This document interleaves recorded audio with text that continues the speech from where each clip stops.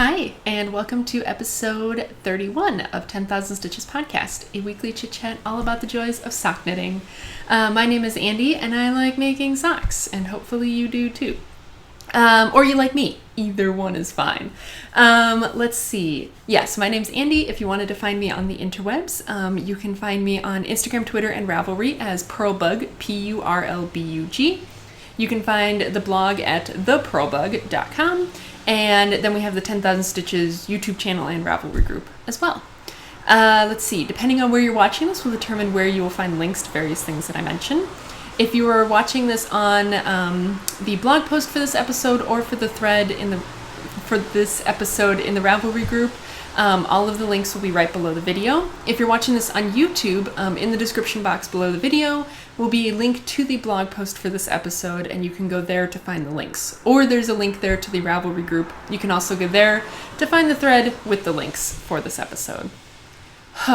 Let's see. Two things. I apologize if there's a lot of background noise. I have the window open because it's actually nice here today, but that does mean cars driving by, so hopefully it's not going to be too bad, but we'll see. I am kind of recording in the middle of the day, but it is July 4th when I'm recording, and this episode will go up on July 5th.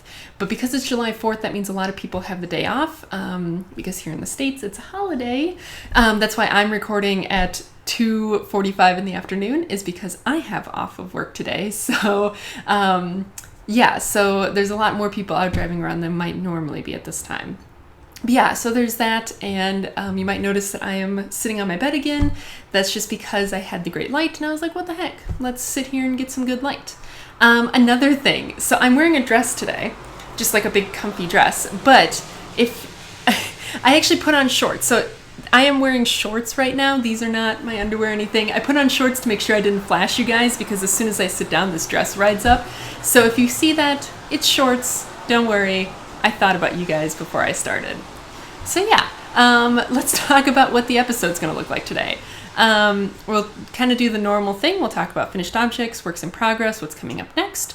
We'll talk about the end of the lace cal and the start of the unusual construction cal. We'll talk about question of the week, and I can show you my answer to my question of the week last week. And then we'll do some chit chat, although I was trying to think about what I had done this past week, and I don't feel like I have very much to talk about. So maybe the chit chat will be short this week. I don't know. But anyway, let's talk about the things that I've made.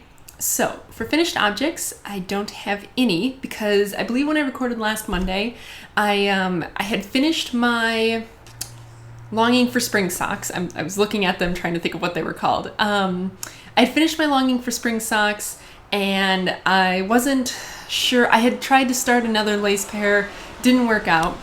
So at the time when I recorded, I believe I was working on my little cable knee-highs, and I wasn't quite sure what I wanted to do. So I have no finished objects because I didn't start something soon enough to have it finished, but I do have a work in progress. So I decided to start my first pair of socks for the unusual construction kind of theme a little bit early. So my work in progress is my pair of Squircle socks, and I have one of them done. So this is what the first one looks like. These are being made with Patons Kroy in the Clover colors, and I swear this yarn colorway... Oh, this yarn colorway is... Okay, I gotta go get a drink of water. I'll be right back. Okay, I'm back. Got some water. I also, when I was pouring the water in the kitchen, I could smell the dinner cooking in the crock pot, and oh my gosh, does it smell good. If I remember, I will try and put a link to the recipe that I'm making, but it's the first time I've tried this recipe, and it's like crock pot Korean beef. So if it doesn't turn out good, I won't put a link, but if it does, I will put a link, because I'm all about the crockpot recipes. But anyway, I was talking about my socks. So, these are the Squircle socks. Yeah, Patons Kroy Clover colors. I could have a whole drawer full of socks in this colorway, and I would never get sick of it. I just really love it. I am not entirely sure that it was the best to show off the characteristics of this sock, because it does kind of have a self-striping effect, so you can kind of see the squircleness. But the problem with like the Clover colors is that sometimes you get like... I don't think the colorways ever repeat. I think it's very random kind of how this works. So sometimes you can get very bright bands of color, but if they don't show up at the right place, then it's not going to help the squircle effect. But I think this one turned out okay. And then the other one I have finished the gusset, and so now I'm just working on the foot of this one. So that's how far I am on this one. And again, you can kind of see the squircle effect. It's not as noticeable as when you use like a blatantly self-striping yarn, but I'm pretty okay with it. I definitely recommend this pattern for anyone who maybe doesn't feel ready to take on some of the other like unusual construction socks, because these are basically a heel flap and gusset sock just with like a very long flap, long skinny flap, and then a very long extended gusset. But like they're no harder necessarily than a normal top-down sock. So I think this is definitely a really good place to start. The pattern is super well written, very clear kind of on how to do it. If you are doing a 64 stitch sock, that's kind of what the pattern is written for. Like that's the numbers that are given. But I feel like you could very easily use what's given there and like make it work with any size of sock. But I definitely recommend if you're doing it with a not 64 stitch sock, to before you start, like go through and figure out all your numbers, because the pattern author does tell you how to do that. Like they'll give you like directions like, okay, if you're doing a 64 stitch sock, this is how many rows you do, but if you're doing something else, then use like a quarter of your total plus 2. So I definitely recommend that if you are doing like a 72 stitch sock, to go through and write down all those numbers ahead of time so that you don't have to figure them out on the fly. But yeah, I found this to be really a great pattern. It definitely is a pattern that you have to use 2 circular needles for. I don't think you could possibly magic loop this. And I think you probably could do it with double points if you had enough of them and you were determined enough. But it definitely is a pattern that works the best with 2 circulars. And I'm using my US size ones, which are 2.25 millimeter needles. So yeah, I really enjoyed this pattern. I thought it was great. Highly recommend it. So that's what I'm currently working on. I'm not quite sure. I think this will take me another day or 2 to finish, and then I'll be done with these. So then what's coming up next, the next pair is my String Theory socks. And I am, oh my gosh, see now I'm gonna go out of order. Shoot. The next pair is my String Theory socks, and I think that the yarn that I'm going to use for those is going to be either this yarn or another yarn, which I will show later when I talk about, or well, no, I can show this one. So I ordered some yarn, and I'll just tell now, I ordered it from Knit Picks. And so part of my order was this, which is the Felici, and I forget what this colorway is, Dark Side, the Knit Picks Felici Dark Side, which I think is a new colorway. And it's like a rainbow, but then it has some gray in it, and you can actually see that better on this one. It's like a rainbow, and then one of the stripes is gray. So, and it's brighter than it's showing up on camera. Like it's brighter in real life. But so one of these 2 is going to be for the String Theory, and this one is the Drops Fable. It's the colorway is 162, and it's kind of this really pretty like turquoise with some orange and like white and little flecks of red. And I think I actually saw a finished project in like the projects page for those socks where someone had used this and it looked really good. So I'm kind of between these 2 on that one as to which one I want to use. But yeah, String Theory is going to be the next one. And like I said, these will all get linked down under the video in the appropriate places. And then the next pair after that, I think I'm going to do the Broken Jack socks. And I will show you the yarn that I'm going to use for those later, because that is my Grail yarn that I'm going to use for that. And I realize that I'm going out of order based on kind of how my queue is, but the next one on the queue was going to be the skew, or not the skew, the double helix socks, and I'm just not quite ready to take those on yet. I'm going to take on the more like normal kind of ones, or the ones that I think I want to do most first, and then I will evaluate as I go on. So yeah, String Theory and Broken Jack are the next 2 that I'm going to do. So that brings us to talking about the knit along, and I think I need another drink of water. I don't know why I'm like having trouble with that, but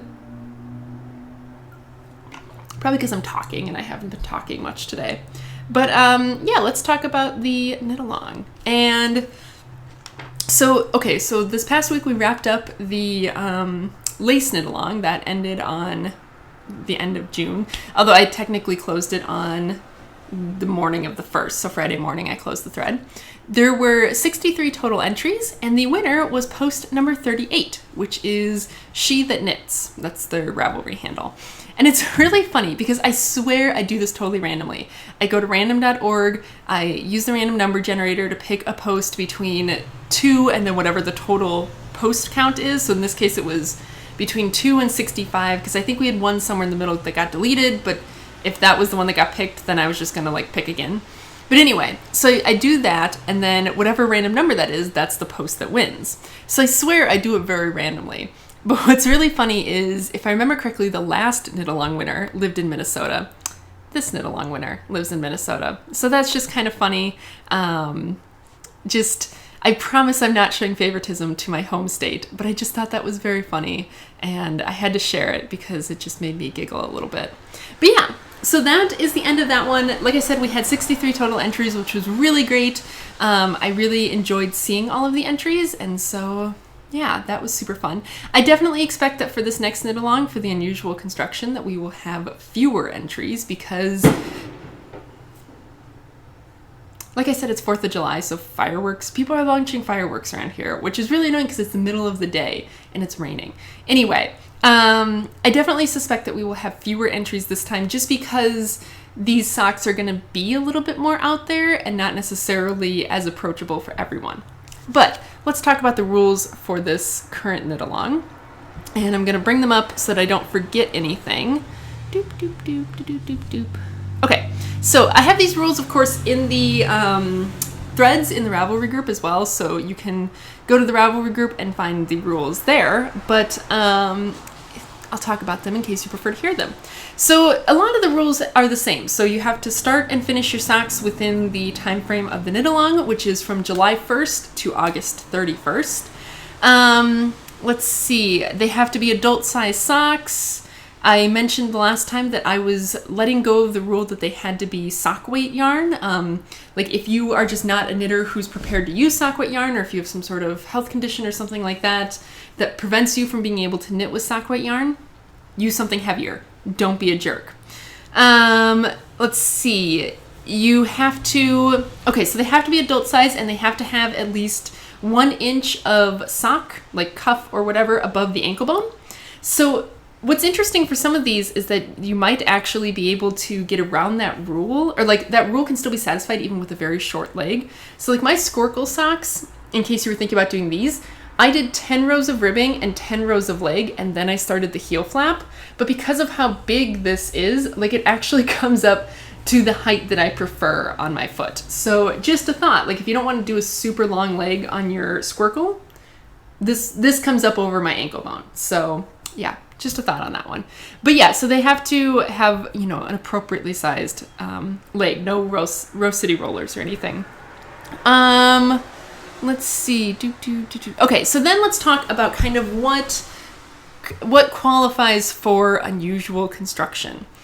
So unusual construction can be, it has to be something other than, okay, so I'm trying to think of a good way to phrase this. Basically, like if you think about the things that we've done before, right? The lace, the cables, and the ribbing, right? With those 3 kinds of patterning, like I, a lot of times, kind of only use the patterns for the charts.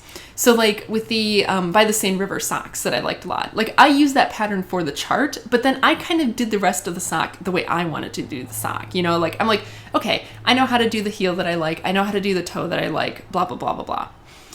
So that's kind of, you can kind of do that for all those stitch patterns. Unusual construction socks take the normal way of constructing a sock and they kind of turn it on its head, such that with these patterns, basically, I don't see how you'd be able to take, say, a Squircle sock and be like, yeah, I want to do a Squircle, but I'm going to do it with my favorite heel and toe. It's like, no, that's an important part of the sock. Like, you can't switch out the components. Granted, with this one, like, you can kind of do your own toe, but, like, the heel is an important part of it being a Squircle. So that's kind of like the overarching thing with unusual construction, is basically they are made in such a way that the sock itself is constructed in a strange way or in a non-typical way. But if you want me to narrow it down more, Basically, socks that work well for this are socks that are maybe constructed in a way that is not knitting. So if you want to crochet a sock, Tunisian crochet, I guess loom knitting, because I don't know how many of us do like loom knitting or anything like that. I guess by all means. Otherwise, things like if you want to start or do a heel out, like if you start from the heel and go out, that works. Modular socks where like they physically are made of different pieces that are then attached, that works. Or like it's like a modular kind of sock that heavily uses short rows like Entrelac, that I kind of think is like a modular sort of sock. But I also think of the Broken Jack socks like that, if I am understanding how they are made correctly from the pictures, in that like you're making chunks of it at a time, like it's not a linear spiral pattern all the way down. Let's see, what else? If you want to knit socks flat, like on flat or straight needles, if you knit it flat and then you want to seam it up, you can do that. If you want to do brioche socks, I'm planning on doing a pair of brioche socks, you can do that. Yeah, things like that. There's been, like, so as usual in the chatter thread, I put in all the patterns that I kind of have in my queue that I've kind of been like, yeah, these are patterns that I want. But other people have also been really great. We already have a couple people who have put in their posts, and they have a whole bunch of patterns that also fit the bill. So if none of mine look appealing to you, try checking out some of those links in the first couple posts after my post, because there's some really great ideas there too as well. And as usual, if you come across a pattern that you think you want to try but you're not quite sure about it, just post a link and see if they work. But basically just think outside the box, and that's what we're really trying to do. We're trying to explore different kinds of making socks. Yeah, that's the rules for this coming knit along. So, let's talk about question of the week. And I don't know if anyone's been noticing this. I don't know how well the camera compensates for it, but it has definitely gotten much darker here just in the time that I've been sitting and recording. And I said it's been rainy all day, and I think there's a storm that's coming in, so we'll see how kind of that pans out. I don't really get too like fussed about them because it's kind of like, well, it's raining and I'm indoors, so not much to worry about, but we'll see. Maybe you'll hear some thunder. I don't know. But let's talk about question of the week. So my question of the week last week, was talking about Grail yarn. Kind of like, what is a yarn that you really, really want, but for some reason you haven't been able to get a hold of it? And so I got some really great answers, lots of cool yarns to look at, and now add to my Grail yarn list because I'm like, oh, they're so pretty. But I got my Grail yarn in the mail. So I mentioned that I placed an order from Knit Picks for some Felici. This is not the only Felici I got. I got a couple skeins of Knit Picks Felici in the Time Traveler colorway. So I fell in love with this like a while ago, and I don't remember where I saw it first, but it might have been on the Knitting Expat. I'm not entirely sure, but when I saw this the first time, it was sold out. And from what I've heard, it's that like Knit Picks only produces Felici like once a year, like they make like a big batch of it once a year or something like that. And so basically, like, once the different colorways sell out, then they're just out until the next time they make a batch. That's what I've heard. I'm not sure if that's correct. If that is correct, then that's how it works. If not, then tell me how it works. But anyway, so when I first saw this yarn, I couldn't get it because it wasn't in stock. But it's basically kind of this, like, super duper retro colorway. It's got this purple and, like, a corally orange and some yellow and kind of a cream and a gray. And I'm not a big fan of kind of like retro colors, but I just love this combination. And so I had been so sad that I couldn't find it. And then not in last week's thread, but the thread before that, the episode before that, episode 29, I forget who it was, but one of the Ravelry group members mentioned that Knit Picks Felici was back in stock. So I went and I grabbed a bunch of it, and I actually I bought, these two skeins in the new colorway.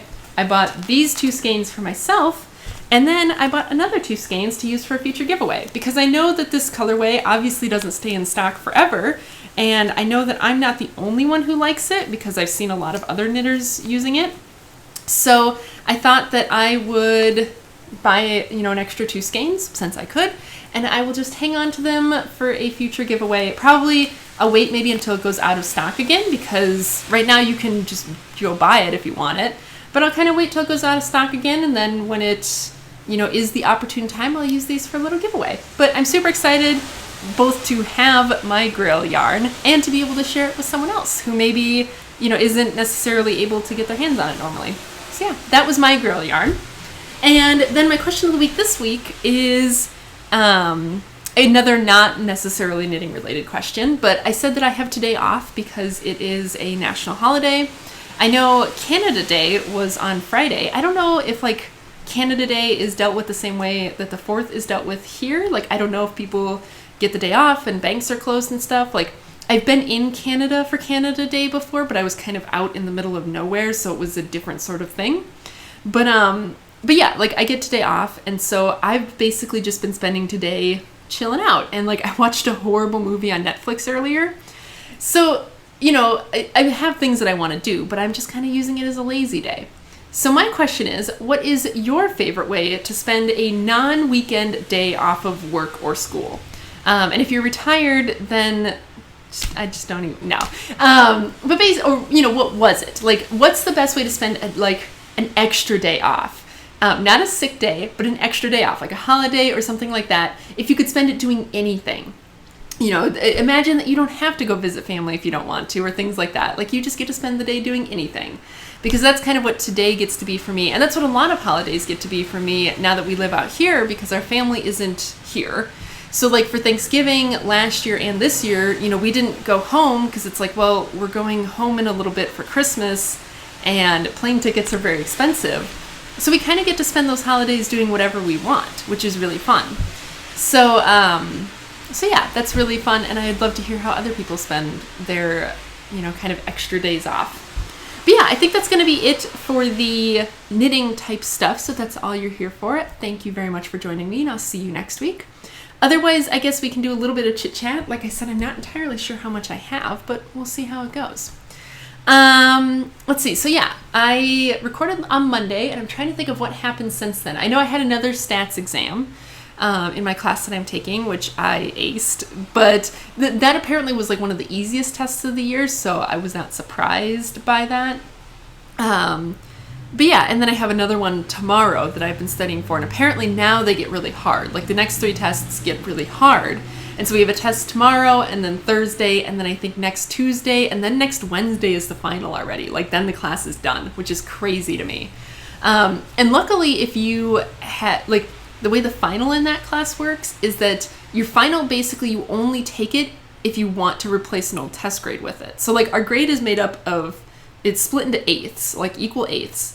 And there's 7 tests, and then the other eighth is participation points, kind of if you come to class and there's these little electronic things that you use to answer questions, which I don't like, but whatever. So basically that's what makes up your grade. And then when you take the final, that replaces any test grades lower than your final grade. So it basically can only help you. And it also means that if you already have an A going into the final, there's no point in taking the final. So I may not even have to take the final if I do well in the next couple tests. We'll see. But yeah, so that's that. And then what else? Work was just a pretty normal week. And we went up to King's Dominion on Wednesday, I think, which was really fun because, again, because we went on a weekday, it was super duper slow and not busy at all. So that was really nice. I'm trying to think of what else we did. I think it was just a pretty kind of normal week, of just a quiet week where not a lot happened. Today I booked the hotel for our trip to New York in October for my birthday, which will hopefully coincide with Rhinebeck. The thing is, we are going to New York in October for my birthday. I'm hoping that we will make it up there for Rhinebeck, but we might have to go the weekend after. It'll really just depend on kind of our teaching schedules. But, because you can book a hotel without having to pay for it right now, I booked the hotel for the weekend of Rhinebeck. So fingers crossed, hopefully that'll work out. I didn't book the transportation yet, the plane tickets or train tickets or whatever we're going to do, because those are harder to get refunds for, or cancel. So I didn't want to do that yet, but I'm getting really excited. So I booked the hotel And yeah, I'm just ready to go on another trip. I think we have, in about a month now, our trip up to DC for the big like pen show. Like I think it's the biggest pen show in the country. So that'll be really fun, and I'm really looking forward to that. But yeah, until then it's just kind of like just keep chugging along through summer. So, and now it is really raining. So, isn't that a thing? But yeah, I think that's about it. Like I said, I don't have a lot of chit chat this week because it's just been a really boring week. And now I'm gonna go sweep. I have a lot of sweeping to do. I wanted to kind of tidy up the apartment a little bit before, like on my day off, so that I really felt like I had accomplished something. I also ordered a bunch of LED light bulbs because a bunch of our light bulbs are burned out. And holy baloney, are LED light bulbs expensive. But I'm ranting now. So that's going to be it for this week. I appreciate you guys hanging out with me, and I hope to see you guys next week when I can show you some more unusually made socks. But yeah, thanks for hanging out, and I'll see you guys later. Bye.